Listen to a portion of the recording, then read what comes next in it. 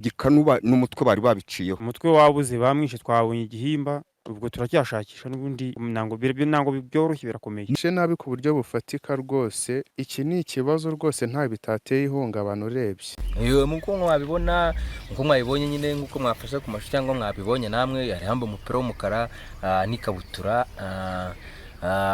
noneho yambaye n'inkweto, ariko urukweto rumwe barumukuyemo rusa nk'urwashitse ukuntu. Ikigaragara cyo ashobora kuba ari nk'umuntu wamwishe cyangwa se abantu bamwishe bakaza bakahamushyira. Igihimba bakuyeho umutwe bagicuritse mu ntuza mu gihuru, ariko icyagaragaraga n'ubundi nta mutwe umuntu yabonaga ko wari uhari. Yicaye hano haraguru ku muhanda n'ubundi uri guhangwa hano haraguru. Twahageze noneho dusanga yambaye baramwishe yambaye ubusa.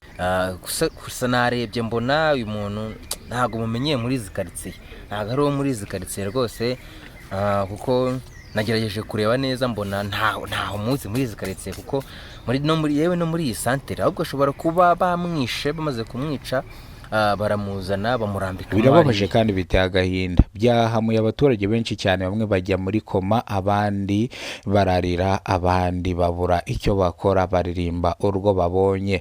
Mu karere ka Bugesera mu murenge wa Mwogo, umugabo yishe umugore we n'umwana we akoresheje umupanga yakoreshaga atema ibitoki. Nibwo umugabo yaje gutema umwana na nyina, arabatemagura abagira uducece, dore ko umugabo yarangije gutema uno mugore n'uno mwana, yarangiza akarura ibiryo akicara hejuru y'imirambo, yarangiza akirira ngo amateke y'amabwarisi ndetse n'ibishyimbo, avuga yuko arangije igikorwa cyiwe, nawe yakwicwa koko, nawe koko amaze kwica abandi. Abaturage bavuze yuko uyu mugabo yakwicwa kugira ngo ajye gufungwa muri gereza, abeho arya ibiryo bya leta.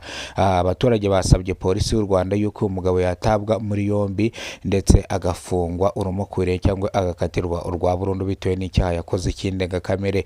Uyu mugabo ntago yagize yirukanka nyuma yo gukora icyaha, uyu mugabo ntago yagize arwanya abashinzwe umutekano, ahubwo umugabo yaje yemera, bahita bamwambika amapingu bamujyana kuri sitasiyo ya polisi mu murenge wa Mwogo, ubu niho aherereye.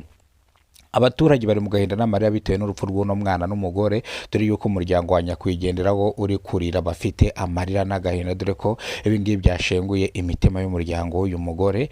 Bamwe bararira, abandi babuze icyo bakora, abandi baratakamba, abandi batabaza rurema, bavuga yuko uyu mugabo ari inyamaswa, uyu mugabo adakwiye kuba muri sosiyete nyarwanda, nawe yakwicwa bitewe n'icyaha yakoze cyo kwica umwana ndetse na nyina, akabica akoresheje umupanga wari utyaye, abakataguye amazosi, abarambika aho ngaho intumbi, azicara hejuru, arangije yiyarurira amateke n'ibishyimbo aririra, avuga yuko igikorwa cyo kwica umugore we n'umwana we akishe. Abaturage baravuga yuko uyu mugore yabanaga n'uno mugabo neza, kandi ntago babanaga mu makimbirane, ahubwo bibajije icyatumye uyu mugabo yica umugore we, dore ko umugabo itangazamakuru ryamwatatse kugira ngo avuga yuko nawe yashidutse yishe umugore we n'umwana we, ntago azi ibyamufashe, kubera ko yashidutse yabatemaguye yabishe, kubera ko nawe ntago ari we ibyo yakoze, avuga yuko ari inzoga zabimukoresheje, ntago yakwicira umwana ndetse n'umugore ari we, avuga ko ari inzoga zabimuteye,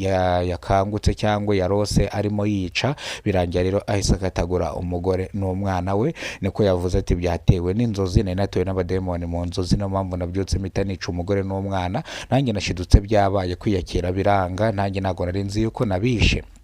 Abaturage bavuze ko aya ngaya ari amatakirangoyi, uyu mugabo ari inyamaswa, yabikoze yabigambiriye, kandi ikindi agende afungwe akatirwe urwa burundu. Ubugenzacyaha RIB bwahise bukatira igifungo cya burundu uyu mugabo wishe umwana na nyina, bahise bamukatira igifungo cya burundu kitagabanyirizwa ibihano, kitaniyongeraho ibihano, dore ko mu gihugu cyacu cy'u Rwanda nta gifungo cyangwa nta gihano cy'urupfu kijya kibaho. Iyo ukoze icyaha uragenda ugafungwa burundu, nyine ibyo wakoze bikakugaruka, cyangwa ukagenda ukicuza muri gereza, ukitekerezaho kabiri, ndetse ukanicuza ibyo wakoze byo kwica. Rero iyo bagushyize muri gereza niho hantu babasha kukugororera, yenda iyo nyagasani atabaye cyangwa agize uko akora umaze kumaramo nk'imyaka 40-50, hari igihe ubona umubyeyi wacu perezida w'u Rwanda akubabariye, akakubwira ati taha usubire muri sosiyete nyarwanda. Bityo rero abaturage bavuze ko iki kigabo kigomba gufungwa burundu cyangwa bakakica bitewe n'ibyaha bakoze by'indengakamere. Umuryango wa nyakwigendera uvuga bavuga yuko